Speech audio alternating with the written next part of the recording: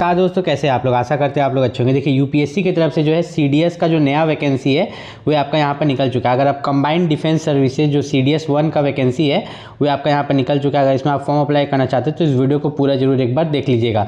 सबसे पहले इसमें अगर हम बात करें तो फॉर्म अप्लाई का जो लास्ट डेट रखा गया है वो है 30 दिसंबर। ठीक है, 30 दिसंबर से पहले जो है आपको यहाँ पर सीडीएस में फॉर्म अप्लाई कर लेना है। साथ ही साथ अगर हम लोग यहाँ पर थोड़ा सा नीचे चले तो इन्होंने क्या क्या दिया है मैं आपको बता देता हूँ। तो यहाँ पर थोड़ा सा नीचे अगर आप चलिएगा तो इन्होंने पूरे डिटेल में आपको बताया गया है कि सीडीएस में यहाँ पर क्या क्या मांगा गया है और आपको किसी भी तरह का गलती यहाँ पर नहीं करना है। सबसे पहले यहाँ पर इन्होंने लिखा है कि जो मिलिट्री के लिए, ठीक है, इंडियन मिलिट्री देहरादून के लिए जो वैकेंसी है, टोटल नंबर ऑफ वैकेंसीज 100 है। ठीक है, इंडियन नेवल एकेडमी के लिए यहाँ पर 26 दिया गया है। ठीक है, आपका जो इंडियन फोर्स एकेडमी है उसके लिए 32 पोस्ट दिया गया है। आपका जो यहाँ पर ऑफिसर्स ट्रेनिंग एकेडमी, इसके लिए बहुत सारे बच्चे अप्लाई करते हैं, जिसको ओटीए बोलते हैं। ठीक है, तो ओटीए चेन्नई मद्रास जो है उसके लिए आप यहाँ पर देखिएगा तो लगभग 275 वैकेंसीज दिए गए हैं। फिर आपका जो officers training academy Chennai Madras है वुमेन के लिए, ठीक है, वुमेन के लिए 18, मेन के लिए कितना है 275, लड़कों लोग के लिए यहाँ पर ज़्यादा वैकेंसी दिया गया है, टोटल 451 वैकेंसी है। अब बहुत सारे लोग फॉर्म अप्लाई करते समय ये सोचेंगे कि वैकेंसी बहुत कम है, फॉर्म अप्लाई करें कि नहीं करें। देखिए इसमें वैकेंसी हमेशा ही कम रहती है। अगर आप यहाँ पर डेडिकेटेड है, सीडीएस की तैयारी करें तो आपको फॉर्म जरूर अप्लाई यहाँ पर करना चाहिए। उसके बाद हम लोग यहाँ पर थोड़ा सा नीचे अगर चले तो यहाँ पर मैं आपको देखिए एक एक डिटेल दे दूंगा ताकि फॉर्म भरते वक्त आपसे कोई गलती ना हो और किसी भी तरह का प्रॉब्लम आपको ना हो, क्योंकि बहुत बच्चे क्या करते हैं फॉर्म भरते समय गलती कर देते हैं जो बाद में उन्हें सुधार करने में बहुत ज़्यादा प्रॉब्लम होता है। यहाँ पर अगर बात करें एज लिमिट के बारे में, तो अगर आप इंडियन मिलिट्री सर्विस के लिए अप्लाई कर रहे हैं तो सबसे पहली बात आप अनमैरिड मेल कैंडिडेट होने चाहिए। आपका 2 जनवरी से लेके 1 जनवरी 2008 के बीच में, ठीक है, 2 जनवरी 2003 से लेके 1 जनवरी 2008 के बीच में आपका डेट ऑफ बर्थ होना चाहिए। आप देख लीजिए इसके बीच में आपका डेट ऑफ बर्थ है कि नहीं। नेवी के लिए जो है आपका 2 जनवरी 2003 से लेके 2008 के बीच में, 1 जनवरी 2008 के बीच में आपका डेट ऑफ बर्थ आना चाहिए। और एयरफोर्स के लिए जो डेट ऑफ बर्थ है आपका, ठीक है, आपका जो उम्र है वो 20 से 24 साल यहाँ पर रखा गया है। मतलब 1 जनवरी 2000 एज ऑन 1 जनवरी 2027, ठीक है, मतलब 1 जनवरी 2027 को आपको 20 से 24 साल पूरना चाहिए। कितना? 20 साल से लेकर 24 साल एयरफोर्स के लिए। उसके बाद अगर बात करें ओटीए के लिए, जिसके लिए बहुत सारे लोग अप्लाई करते हैं, तो ओटीए के लिए जो मेन के लिए रखा गया है 2 जनवरी 2002 से लेकर 1 जनवरी 2008, मतलब कि इन दोनों डेट के बीच में, जैसे आप 2 जनवरी 2002 दिया है या 1 जनवरी 2008 दिया है, तो इन दोनों के बीच में अगर आपका डेट ऑफ बर्थ पर आपका 2003 डेट ऑफ बर्थ है, 2000 आपका 2004 है, 2005 है, 6, 7 है, ठीक है, तो आप यहाँ पर फॉर्म अप्लाई कर सकते हैं। और वुमेन के लिए जो यहाँ पर दिया गया है 2 जनवरी 2002 से लेके 1 जनवरी 2008 के बीच में आपका डेट ऑफ बर्थ यहाँ पर होना चाहिए। उसके बाद हम लोग थोड़ा सा अगर यहाँ पर नीचे चले तो इन्होंने और भी डिटेल्स दिया है कि एजुकेशन क्वालिफिकेशन क्या होना चाहिए।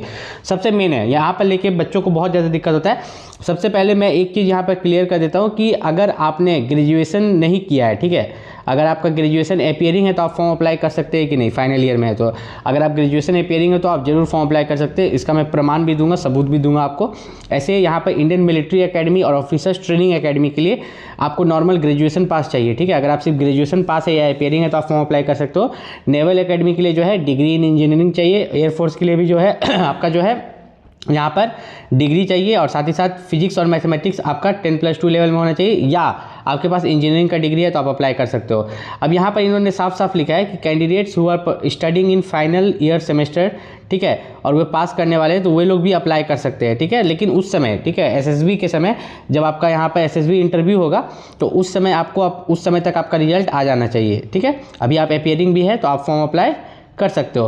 उसके बाद थोड़ा सा नीचे अगर हम लोग चलते हैं, देखिए एक एक जो मेन डिटेल है मैं आपको यहाँ पर दे दूंगा। सबसे पहली बात कि आपका जो 10th का मार्कशीट है, ठीक है, आपका जो 10th का मार्कशीट है सब कुछ उससे मैच करना चाहिए।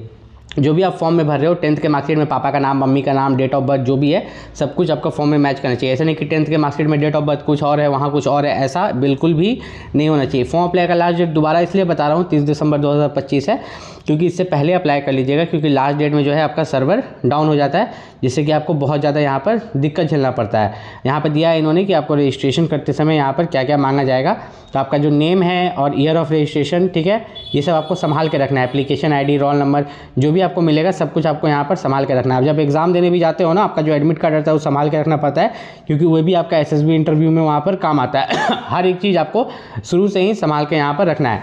उसके बाद अगर हम लोग बात करें, थोड़ा सा नीचे चलते हैं, तो यहाँ पर इन्होंने दिया है एग्ज़ाम के बारे में। तो एग्ज़ाम अगर आप देखिएगा तो IMA के लिए, ठीक है, IMA, INA, AFA मतलब Indian military academy, Indian naval academy और इंडियन एयरफोर्स एकेडमी के लिए यहाँ पर जो है सेम पेपर होता है, फाइनल मार्क्स आर इक्वल, ठीक है। पेपर 1 जो है आपका इंग्लिश है और पेपर 2 जो है आपका यहाँ पर जनरल नॉलेज और पेपर 3 मैथमेटिक्स है। मतलब कि आपका इंडियन एयरफोर्स, इंडियन मिलिट्री और इंडियन नेवल एकेडमी के लिए आपका 3 पेपर होता है, पेपर एक इंग्लिश का पेपर, एक जनरल नॉलेज का पेपर और एक मैथ्स का पेपर। उसके बाद अगर बात करें OTA के लिए, OTA में जो है आपका यहाँ पर इंग्लिश पूछा जाता है और GK, ठीक है। OTA में सिर्फ इंग्लिश और GK पूछा जाता है, मैथ नहीं पूछा जाता। तो जिन लोगों का मैथ सब्जेक्ट कमज़ोर है, ठीक है, वो लोग ऑफिसर्स ट्रेनिंग एकेडमी, OTA का फुल फॉर्म होता है ऑफिसर्स ट्रेनिंग एकेडमी, उसके लिए अप्लाई कर सकते हैं, क्योंकि इसमें इंग्लिश और GK ही पूछा जाता है, आपका मैथ नहीं पूछा जाता।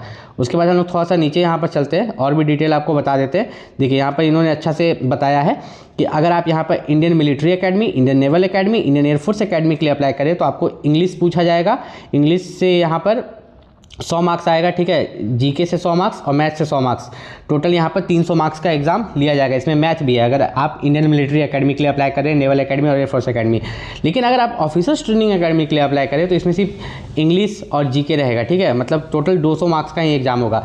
अब आप किसी की भी तैयारी कर रहे हैं, इंडियन मिलिट्री एकेडमी या इंडियन नेवल एकेडमी या OTA ऑफिसर्स ट्रेनिंग एकेडमी, तो इन सभी के लिए जो भी बेस्ट बुक है, ठीक है, इन सभी के लिए जो भी बेस्ट बुक है उसका लिंक मैंने इस वीडियो के डिस्क्रिप्शन में दे दिया है। मैंने उन्हीं बुक्स को दिया है, जब मैंने पिछले बार भी वीडियो बनाया था जब CDS का वैकेंसी निकला था तो मैंने बहुत सारा बुक बताया था, ठीक है, जिसमें से बच्चों ने बुक परचेस किया था और उन्हीं बुक से वे पढ़ के अच्छा मार्क्स लाए थे। तो वही बुक जिसमें प्रीवियस ईयर क्वेश्चन पेपर ज़्यादा प्रैक्टिस सेट है, वो बुक मैंने इस वीडियो के डिस्क्रिप्शन लिंक में दिया, यहाँ पर भी ब्लिंक कर रहा होगा, आप जाके उस बुक को परचेस कर सकते हैं या एक बार आप चेकआउट कर सकते हैं उस बुक को कि वो बुक आपके मतलब जो बेस्ट बुक है वही बुक मैंने दिया है। 3-4 बुक दे दिया है, उसमें से आप एक सेलेक्ट करके आप ऑर्डर कर सकते हो अपने लिए।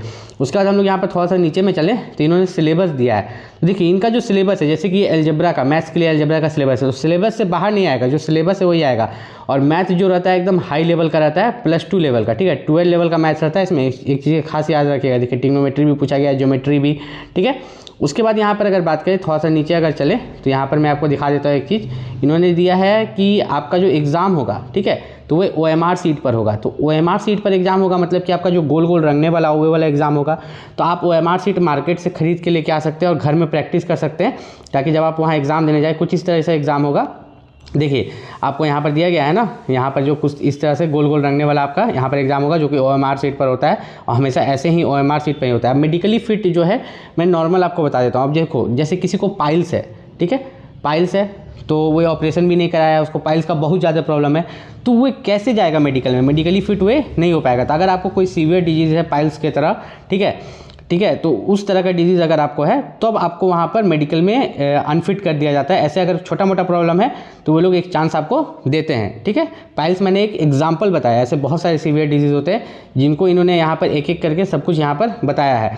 आपके बॉडी में किसी भी तरह का परमानेंट टैटू, ठीक है, ट्यूमर, ये सब कुछ भी नहीं होना चाहिए, ठीक है। ट्यूमर होता है बहुत लोगों को, ऐसा कुछ भी नहीं होना चाहिए। किसी भी तरह का ऐसा डिजीज़ नहीं होना चाहिए जो ठीक नहीं हो सकता, जैसे कि डायबिटीज़ नहीं होना चाहिए। किसी भी तरह का आपको डिसेबिलिटी नहीं होना चाहिए, हाथ पैर कहीं भी टूटा हुआ नहीं होना चाहिए। ये सब चीज़ आपको यहाँ पर खास ध्यान रखना है। अब बहुत बच्चे यहाँ पर कंफ्यूज होते हैं ना कि ये जो हाइट है, ठीक है, हाइट जो है, हाइट के हिसाब से वेट होना चाहिए, तो उतना टेंशन लेने की जरूरत नहीं है। वेट अगर 1-2 kg ऊपर नीचे होता है तो वो लोग मैनेज कर लेते हैं, ज़्यादा कम बेसी आपका नहीं होना चाहिए। ये हाइट वेट वाला चार्ट आप एक बार देख सकते हैं कि 17 से 20 साल का वेट इतना होना चाहिए, ठीक है, 20 साल से प्लस का इतना, 30 साल से प्लस का इतना यहाँ पर वेट होना चाहिए और हाइट के हिसाब से। तो वो थोड़ा सा आगे पीछे होता है तो उतना टेंशन नहीं है, उस चीज़ का टेंशन नहीं लेना है। आपको एग्जाम पर फोकस करना है और एग्ज़ाम का जो है आपको तैयारी यहाँ पर बहुत अच्छे से करना है। उसके बाद मैं आपको एक बहुत खास बात बताऊँगा, यहाँ पर नीचे मिल नहीं रहा, यहाँ पर नीचे मिल जाएगा तो मैं आपको वही चीज़ भी दिखा देता हूँ जो कि यहाँ पर सभी बच्चों को जानना बहुत ही ज़्यादा ज़रूरी है। ये पूरा मेडिकल का है, ठीक है, इतना लंबा चौड़ा इन्होंने मेडिकल का दिया है कि आपका जो मेडिकल में ये नहीं होना चाहिए, पूरा डिटेल में, ठीक है, पूरा डिटेल में। और मैंने आपको शॉर्ट में समझाया कि आपको अगर किसी भी तरह का, ठीक है, किसी भी तरह का ऐसा डिजीज़ है जो ठीक नहीं हो सकता, जैसे डायबिटीज़ है बहुत ज़्यादा बढ़ा हुआ है, ठीक ही नहीं हो सकता, तो उस तरह का डिजीज़, पाइल्स है जल्दी ठीक ही नहीं हो रहा आपका, तो उस तरह का डिजीज़ में आपको रिजेक्ट कर सकते हैं। ग्राउंड ड्यूटी ब्रांचेस के लिए जो हाइट है, मेल के लिए 157 सेंटीमीटर, फीमेल के लिए यहाँ पर जो है 152 सेंटीमीटर मांगा गया है, जो कि हाइट बहुत कम मांगा गया है, तो आपको चिंता करने की ज़रूरत यहाँ पर नहीं है। उसके बाद थोड़ा सा अगर नीचे चलते हैं यहाँ पर तो इन्होंने और भी डिटेल्स में बहुत कुछ बताएं जो कि आपको जानना बहुत ही ज़रूरी है। सिर्फ फॉर्म भर देने से नहीं होता है। मान लीजिए आप एग्ज़ाम निकाल लीजिएगा और आगे जाके रिजेक्ट हो जाइएगा तो उससे तो फिर यहाँ पर कुछ नहीं बना, ठीक है। आगे अगर आप रिजेक्ट हो गए एग्ज़ाम निकालने के बाद तो फिर तो कोई फ़ायदा हुआ ही नहीं, ठीक है।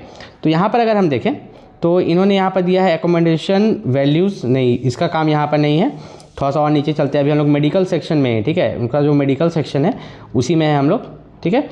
तो यहाँ पर अगर चले तो इन्होंने ट्रेनिंग के बारे में दिया है, जो कि उतना अभी आपको जानना ज़रूरी नहीं है। मेन चीज़ मैं बताता हूँ, देखिए आपको जो है सालाना लीव क्या मिलेगा, सालाना लीव जो मिलेगा एक साल में 60 दिन का, ठीक है, और कैजुअल लीव जो मिलेगा वो 20 दिन का मिलेगा, ठीक है। तो टोटल जो 60, 70, 80 दिन, ऐसे 60 ही दिन आप ले सकते हो कैजुअल लीव, फिर आप 20 दिन यहाँ पर ले सकते हो। उसके बाद अगर हम लोग यहाँ पर बात करें अदर प्रिविलेजेस जो आपको यहाँ पर दिए जाते हैं, तो आपका जो 49 वीक्स का जो ट्रेनिंग होता है ऑफिसर्स ट्रेनिंग एकेडमी के लिए, इस चीज़ का आपको खास ख्याल रखना है, उसमें आपको अच्छा परफॉर्म करना रहता है, ठीक है। और यहाँ पर जो इनिशियल डिपॉजिट है इसको लेके बहुत बच्चे ये रहते हैं, जैसे कि आप OTA चुनने में जब जाएंगे तो आपको एक बैंक ड्राफ्ट जमा करना पड़ता है, ठीक है, 28,000 का, ठीक है। तो उसमें जो है आपको ये जो 28,000 आप देख रहे हो कि आर्मी ग्रुप इंश्योरेंस फंड, ठीक है, 20,000 हुआ, इनिशियल पॉकेट एक्सपेंसेस 8,000 हुआ, टोटल 28,000 रुपया। तो ये एक तरह से आपको वापस मिल जाता है, चिंता करने की जरूरत नहीं, ये लोग इनिशियल डिपॉजिट लेते हैं, कोई बड़ी बात ये आपके लिए नहीं है।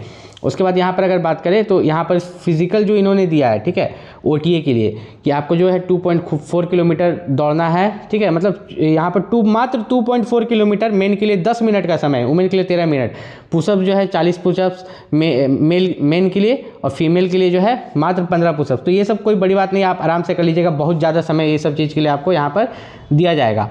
उसके बाद अगर हम लोग यहाँ पर चले तो प्रोबेशन पीरियड क्या होता है, प्रोबेशन पीरियड जो है आपका 6 महीना करेगा। प्रोबेशन पीरियड का मतलब होता है कि 6 महीना में वो लोग आपका परफॉर्मेंस देखेंगे कि आप, ऐसा तो नहीं है कि आप अनफिट हो, वहाँ जाने के बाद आप किसी तरह बच के चल गए लेकिन वहाँ काम नहीं कर पा रहे हो, तो वो लोग आपको निकाल भी सकते हैं प्रोबेशन पीरियड के अंदर, लेकिन ऐसा कभी भी नहीं होता है, प्रोबेशन पीरियड के अंदर किसी को नहीं निकाला जाता। अब मान लो कोई ड्यूटी पर चला गया, ड्यूटी पर जाने के बाद उसका रोज़ तबीयत खराब हो रहा है, तो प्रोबेशन पीरियड में उसको निकाल देगा 6 महीने के अंदर। क्या करेगा वो 6 महीना आपको देखता है कि आप सही से काम कर रहे हैं कि नहीं कर रहे हैं, इस चीज़ को यहाँ पर चेक किया जाता है, ठीक है। वो काफ़ी ज़रूरी भी है वो उन लोगों के लिए चेक करना। उसके बाद अगर हम लोग यहाँ पर चलें तो थोड़ा सा नीचे चलते हैं, यहाँ पर देखिए इन्होंने साफ साफ यहाँ पर बोला है, यहाँ पर देखिए कि आपका जो आप यहाँ पर जो जॉब करने वाले हो, तो जॉब करते समय एक चीज़ का खास ख्याल रखना है कि जब शुरुआती का जो 6 महीना होगा वो प्रोबेशन पीरियड रहता है, तो उस प्रोबेशन पीरियड में आपको अच्छे से परफॉर्म करना है। अगर उस प्रोबेशन पीरियड में आप अच्छा से परफॉर्म नहीं करते हो तो वो लोग आपको निकाल भी सकते हैं, इस चीज़ का आपको खास ख्याल रखना है, लेकिन ऐसा कभी यहाँ पर हुआ नहीं है। अब यहाँ पर देखिए आपका सैलरी की अगर बात करें तो इन्होंने बोला है क्या सैलरी आपका दिया जाएगा।